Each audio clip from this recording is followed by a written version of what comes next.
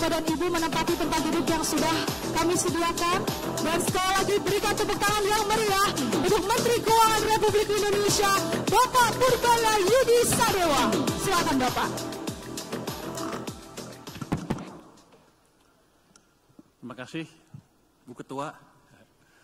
Biasa rapat kalau itu sekarang Pak Ketua, Bu Ketua kita adresnya. Anda Bu Ketua juga kan?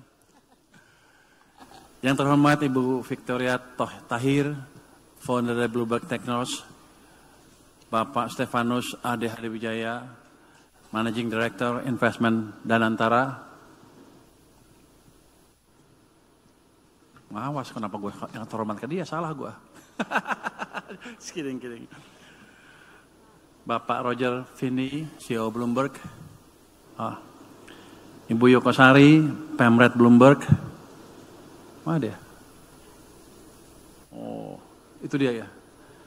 Itu yang maksa saya kesini, saya udah nggak mau datang, dipaksa-paksa sama dia. Katanya kalau nggak datang, dia kalau saya telepon nggak angkat telepon lagi. Para CEO, founder, dan pimpinan perusahaan yang hadir pada acara ini, selamat siang. Salam sejahtera untuk kita semua. Saya cuma dikasih waktu 10 menit, ngomong apa ya? Oke, ini kan launching dari Bloomberg Business Week ya, terjemahan ya kalau nggak salah ya, dari bahasa Inggris ke Indonesia ditambah dengan artikel bahasa Indonesianya ya. Dulu saya langganan Business Week, sebelum diakuisisi Bloomberg kan dia sendiri kan Business Week, itu salah satu majalah bisnis terbaik di Amerika. Jadi saya banyak belajar ilmu dari situ. Kalau untuk teknologi segala macam, saya bacanya di sana. Untuk ide-ide terbaru terkini, saya bacanya dari sana. Jadi ini majalah yang amat baik. Kalau nggak salah pernah juga diterjemahkan di sini terus hilang. Ini sekarang versi baru lagi ya. Mudah-mudahan sekarang bisa lebih lama hidupnya. Kalau nggak nanti tahun depan kita launching lagi yang baru. Ini saya paling nggak suka kalau pakai dikasih iPad nih, suka mati-mati.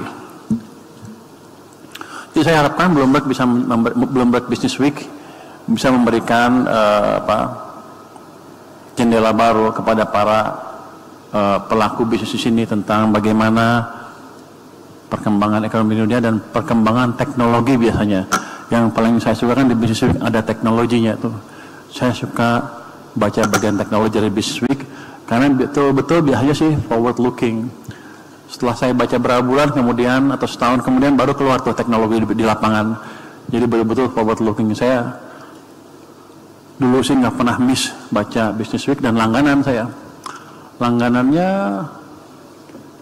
bukan online, waktu offline saya langganan setiap minggu keluar sampai itu hilang. Jadi selamat kepada Bloomberg Technos yang bisa melaunch majalah yang amat baik ini. Mudah-mudahan ini bisa membuat cerdas orang Indonesia ke depan ya. Saya harap begitu. Oh, saya cuma sedikit, 10 menit, udah 10 menit belum? Udah ya? Oke, saya akan update sedikit aja tentang tugas saya. Saya boleh masuk ini ya. Meyakinkan Anda bahwa kita bisa menuju pertumbuhan yang 8%. Anda pasti kan nggak percaya. Oh, bukan nggak percaya. Yang bikin bukan saya ya, Pak Prabowo. Waktu Pak Prabowo bikin pertumbuhan ekonomi 8%, ini nggak ada ininya ya? Materinya nggak di situ ya? Oh, nggak di-share ya? Ada. Waktu Pak Prabowo mencanangkan laju pertumbuhan ekonomi 8%, banyak orang yang skeptis. Anggapnya nggak mungkin terjadi. Kalau saya malah seneng. Oke, kalau keluar 8%, dulu saya belum di tim ya. 8% ini good start. Tapi kalau kita menjadi negara maju, kurang 8% itu. Kita harus menciptakan pertumbuhan ekonomi double digit selama lebih dari 10 tahun. Baru ada harapan kita menjadi negara maju. Tapi tentunya awalnya 8% bukan angka yang gampang bisa diraih dan memang agak sulit kalau kita nggak tahu ilmunya. Nah, kebetulan saya tahu ilmunya sedikit. Kata Yoko, saya suruh sombong di sini. Ya deh, saya memang agak pintar sehingga tahu ilmunya ini. Jadi saya balik, ya buka-buka buku apa sih yang ada di kepala Pak Presiden pada waktu itu. Saya pikir dia terinspirasi oleh ajaran Sumitonomics, bapaknya sendiri. Bapaknya itu orang pinter, ekonom jagoan. Saya pikir sih jago karena saya lihat disertasinya di tahun 1943 dia sudah mengetahui isu-isu moneter pada waktu itu. Jadi saya bilang ini orang pinter banget. Terus dia buat 3 pilar pembangunan ekonomi Indonesia yang bagus katanya. Yang pertama harus ada pertumbuhan ekonomi yang tinggi, yang kedua ada pemerataan manfaat pembangunan, yang ketiga stabilitas nasional yang dinamis. 3-tiganya harus ada. Satu nggak ada, itu ekonominya bisa rentan. Kalau Anda lihat kan, ketika Pak Presiden mencanangkan program MBG, apalagi Koperasi Merah Putih dan lain-lain, sekolah murah dan lain, sekolah rakyat, itu kan seperti seolah-olah populis dan kayak nggak ada tujuannya. Padahal yang dikerjakan adalah bagian 2 dan 3 di gambar ini, pemerataan manfaat bangunan dan sekaligus menciptakan stabilitas nasional yang dinamis. Jadi kalau rakyat kita ini, kalau ada program langsung dari pemerintah yang langsung menangani masalah mereka atau meringankan beban hidup mereka, mereka langsung amat senang ke pemimpinnya. Biasanya begitu. Jadi MBG jelas itu kan, partai pembangunan kan ke bawah. Terus karena orangnya senang, ya stabilitas sosial politiknya kira-kira terjaga, harusnya. Saya tahu dari mana? Saya 20 tahun terakhir melihat 25 tahun terakhir melihat perkembangan ekonomi di Indonesia. Jadi pinggirnya sih ngelihat pengamat gitu, ngamatin aja. Tapi dari situ ada yang bisa kita pelajarin. Dalam 20 tahun terakhir, 10 tahun pertama waktu zaman SBY, ekonomi bagus, tumbuhnya 6%, tingkat kemakmuran juga meningkat dengan pesat 3 kali, PDB per kapita naik. Tapi kalau kita tanya masyarakat, apa kesannya ke Presiden, tidak terlalu mendukung, tidak terlalu populer, tidak sepopuler Pak Joko Widodo. Kenapa? Karena Pak Presiden SBY program-program rakyat yang langsung relatif sedikit di mata saya dibanding Pak Jokowi, dan dia boleh dibilang menyalahkan pertumbuhannya ke real sektor. Waktu zamannya Pak Jokowi beda, pembangunannya government-led, pemerintah membangun infrastruktur di mana-mana, tapi akibatnya pertumbuhannya nggak cepet-cepet amat, dari 5%. Kenaikan kesejahteraannya sedikit, cuma 40% dari awal sampai dia turun. Cuman kalau Anda tanya ke masyarakat, popularitasnya amat tinggi. Kenapa? Karena dia buat program-program yang langsung menyentuh ke masyarakat. Anda ingat? Ya, kartu sehat, kartu pintar, ini bagi-bagi semua kan? Itu yang membuat masyarakat melihat bahwa pemerintah langsung mengadres problem-problem yang dihadapi oleh masyarakat. Karena itu, saya ngerti bahwa pemerataan dan program yang langsung ke masyarakat itu penting untuk menjaga, balik lagi tadi pertama, pemerataan stabilitas nasional. Saya pikir begitu, 2 sudah aman. Tapi ketika pertumbuhan ekonomi terganggu, enggak juga. Anda lihat kan kemarin waktu bulan Agustus tahun ini banyak demo di mana-mana, dan kalau nggak dihentikan akan makin besar dan makin besar. Kenapa terjadi? Karena ekonomi kita diperlambat, entah sengaja entah nggak sengaja, saya nggak tahu, secara terus ya, yang gambar uang secara yang mungkin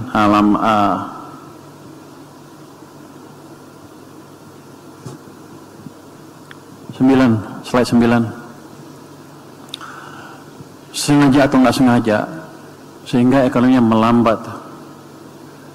Ketika melambat, masyarakat lapar, ekonomi tumbuhnya rendah, walaupun ada program tadi MBG dan lain-lain ini, tetap aja begitu perut kena yang lain, masyarakat yang lain kena perutnya, ya mereka nggak puas dan turun ke jalan, dan popularitas ke pemerintah turun ke level terendah selama presidensial yang baru ini. Jadi tadi 3 T-nya harus ada. 1, pertumbuhan yang tinggi, stabilitas sosial politik, dan pemerataan. Itu adalah pandangan kebijakan dari makroekonomi dari Sumitonomics. Sebenarnya saya bukan Sumitonomics, ya biar dekat dengan presiden saya bilang Sumitonomics aja lah. Namanya usaha, tapi emang pikirannya cukup bagus. Ya saya terapkan aja. Terus ini saya pendek sebentar kan ya. Ini menjawab teka-teki teman-teman, kenapa kondisi seolah-olah berbalik dengan cepat kan.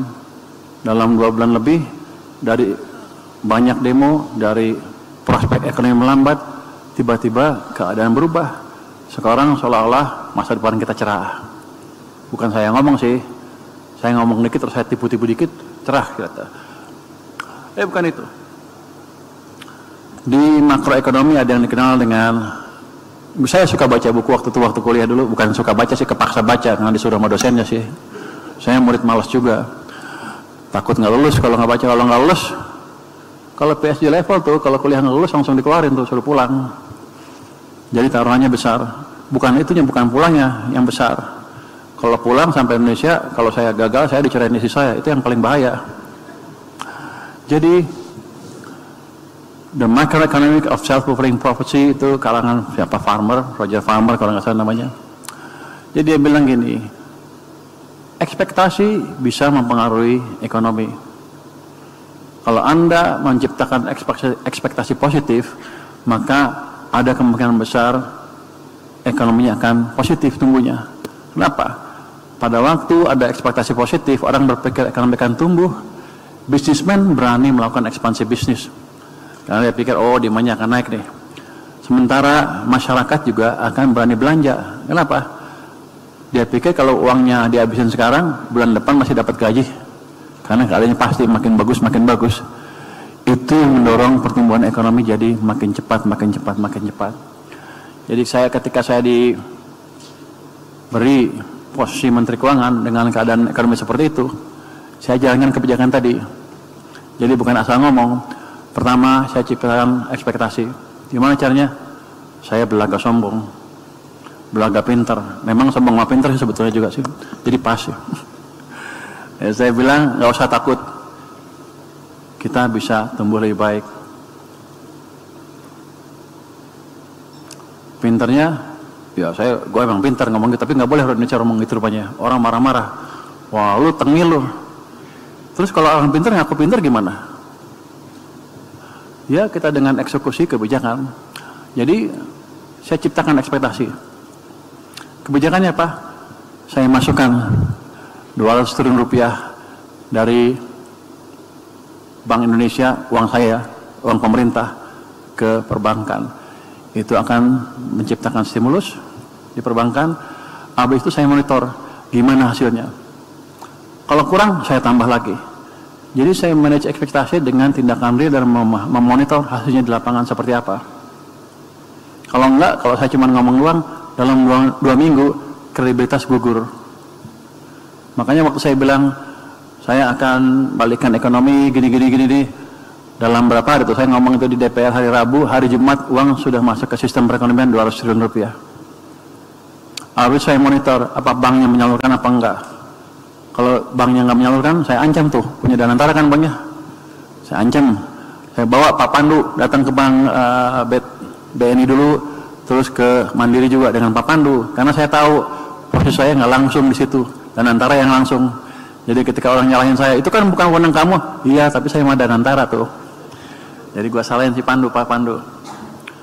Itu memastikan bahwa kebijakannya jalan. Setelah itu saya monitor, ada nggak perbaikan di ekonomi? Ternyata kan ada. Coba ada nggak yang sales? Nanti saya penjualan naik, retail mulai naik, pasar mulai ramai, dan bank-bank sudah menyalurkan kredit. Ini kalau lihat ya, Anda lihat ya, di sebelah kanan itu ada bank yang saya uang yang saya taruh di mereka adalah pertama 200 triliun, kemudian saya tambah lagi 76 triliun. Ya 200, ini masih yang 200 ya, 200. Ini masih 200. Oh, sebelah kanan tambah lagi. Tambah 200 triliun. Akibatnya apa? Saya pengamat, saya ekonom yang suka campur-campur fiskal, moneter, saya pakai semuanya. Pokoknya memaksimalkan pertumbuhan ekonomi. Yang saya mau jalankan adalah supaya fiskal jalan, moneter jalan, real sektor jalan. Waktu saya injek, ada kemajuan nih. Udah kaya gue, punya ini sekarang. Dah kemarin-kemarin susah saya musik sana. Ini waktu saya ambil posisi Kementerian Keuangan, di sini uangnya. Jadi kata Milton Friedman, suatu kebijakan moneter atau kondisi moneter longgar apa enggak, jangan lihat dari suku bunga, lihat dari pertumbuhan uang, utamanya base money. Kalau uangnya rendah pertumbuhannya, maka ekonomi sedang direm. Kalau uangnya cepat, maka ekonominya lagi didorong. Anda lihat sejak 2023 tuh turun ke sini, ini sempat negatif 2023 ya, 2024 ya. Kemudian di awal tahun 2005 sempat positif. Ini yang di Saresean saya bilang bagus, kondisinya udah akan bagus ke depan. Tapi yang di sini menyebabkan ekonomi melambat dengan signifikan sehingga keluarlah waktu itu kalau di TikTok, di mana di IG segala macam, Indonesia suram. Saya pikir sudah balik setelah di sini bagus. Tapi Mei, Juni, Juli, Agustus di sini posisinya dinolkan lagi. Jadi ekonomi diperlambat lagi. Jadi karena di sini dihantam, di sini naik sedikit, dihantam, kondisi ekonomi masyarakat kita amat terpukul. Makanya mereka mulai turun ke jalan. Yang saya lakukan apa? Injek uang ke sistem, bukan injek. Saya tambahkan uang ke sistem. Ini naik ke sana. Ke 13% pertumbuhannya di bulan September. Tapi Oktober turun lagi ke 7%. Wah, saya bilang kalau gitu masih kurang. Makanya saya tambah lagi nih 76 triliun ke perekonomian hari Jumat lalu. Jadi ada gas lagi sedikit di ekonomi. Jadi saya piara kondisi di perekonomian supaya ada ruang untuk tumbuh terus. Kalau nggak ada, kita cari lagi. Kalau nggak ada, kita cari lagi. Kalau nggak, kita cari lagi. Jadi nggak usah takut. Saya cukup pintar untuk memonitor apa yang saya kerjakan di lapangan. Boleh ngomong gitu? Oh, nggak boleh. Nggak boleh, kata Yoko. Jangan takut, saya monitor gitu. Marahin sama dia. Jadi ini, saya naikin lagi ke atas. Jadi gini, saya jaga terus stimulus di perekonomian supaya kita tetap tumbuh terus.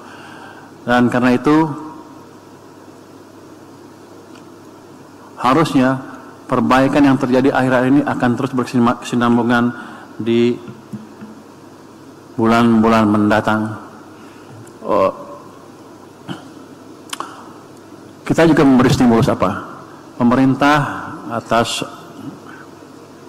petunjuk dari Pak Presiden memberikan BLT 33 triliun di 3 bulan terakhir, 31 triliun ini di 3 bulan terakhir tahun ini akan 900.000, masing-masing 300.000 per bulan untuk keluarga desil 1 sampai 4. Itu akan memberi dorongan lebih ke pembelian ke daya beli masyarakat kita. Kita juga akan memberikan diskon transportasi ini. Ada tiket kereta, angkutan laut, penyeberangan dan lain-lain itu sebesar 0,18 triliun. Kita juga melakukan program magang dari Menko Perekonomian yang tadi sudah dijelaskan mungkin ya. Program magang itu cukup besar uangnya, itu tahun 2005 0,2, tahun 2006 1,16 triliun. Tapi gini, yang pertama kan dibuat untuk 20.000 orang. 20.000 orang ya. Saya bilang terus. Ini bukan gelombang pertama. Nanti kalau habis kita tambah 20.000 lagi. Kalau habis kita tambah 20.000 lagi. Kalau habis kita tambah 20.000 lagi. Jadi bisa besar sekali. Mungkin 100.000 pertama atau lebih nanti tergantung demand di masyarakat. Jadi Anda nggak usah khawatir. Mereka akan diberikan peluang lulusan baru, peluang yang cukup untuk kerja. Uang saku yang diberikan adalah sebesar UMK 3,8 juta. Ya kira-kira begitu ya, kita keluarkan seperti itu setiap orang. Jadi triwulan keempat ini ekonomi kita diperkirakan akan tumbuh 5,6 sampai 5,7%. Kira-kira saya akan pastikan itu terjadi. Makanya saya kesana kesini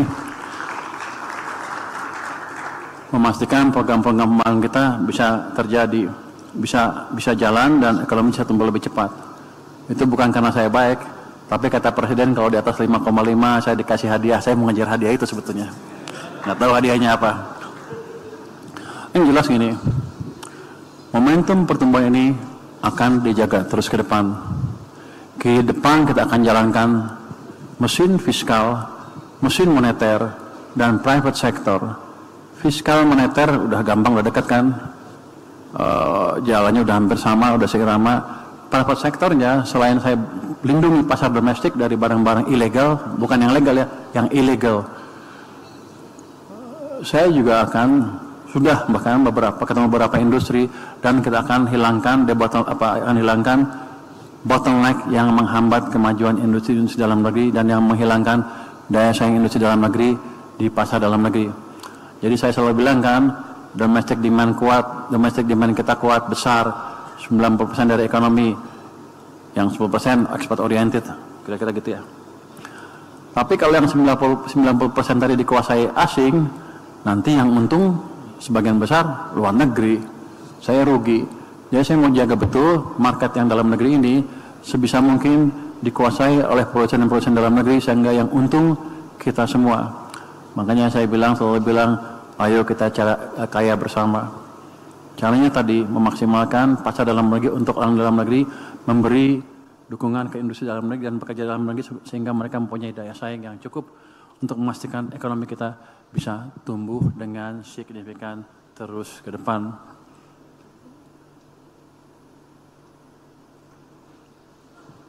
Jadi gitu. Dengan demikian saya harapkan tahun depan ekonomi bukan 5,4 seperti target APBN, saya pengen dorong ke 6%. Ya kalau resikonya apa saya ngomong gini, kalau nggak kecapai gue dipecat. Tapi kalau nggak ada challenge, nggak menarik untuk saya. Lebih baik saya tidur di rumah aja. 6%. Tahun depannya lagi kita coba dorong lebih cepat lagi. Mungkin tahun ketiga, keempat udah kelihatan tuh. 8% udah deket tuh. Jadi kita bisa mewujudkan yang 8% itu dengan kerja keras, dengan strategi yang pas, dengan memastikan semua mesin pertumbuhan kita berjalan dengan baik. Dan saya bilang tadi kan, zamannya SBY mesinnya mesin swasta, zamannya Pak Jokowi mesin pemerintah, tumbuhnya 6,5. Kalau saya gabung 6% lebih nggak terlalu sulit. Tambah dengan perbaikan iklim investasi, pengurangan bottleneck yang menghambat real sector dan perusahaan, harusnya pertumbuhan yang lebih cepat bisa dicapai. Dan saya harapkan nanti dengan masukan dari Bloomberg, Business Week, bagian teknologi dan bagian yang lain biasanya analisanya dalam kalau Business Week ya. Nggak tahu kalau sini yang bikin dalam nggak? Tahu nggak? Bisa. Katanya sini juga bisa. Saya harapkan kita menjadi lebih pintar lagi ke depan sehingga kita bisa mengerti betul, bisnismen mengerti betul bagaimana memanfaatkan teknologi dan menghadapi tantangan yang ada terus ke depan. Karena saya waktu terbatas, saya habisin di sini, saya akhiri di sini. Terima kasih semuanya. Semoga Business Week sukses ke depan. Wassalamualaikum warahmatullahi wabarakatuh. Terima kasih banyak Bapak Purbaya Yudi Sadewa. Mohon izin Bapak untuk tetap berada di atas panggung. Untuk itu kami akan mengundang CEO Bloomberg Technos, Roger Vin. Silahkan.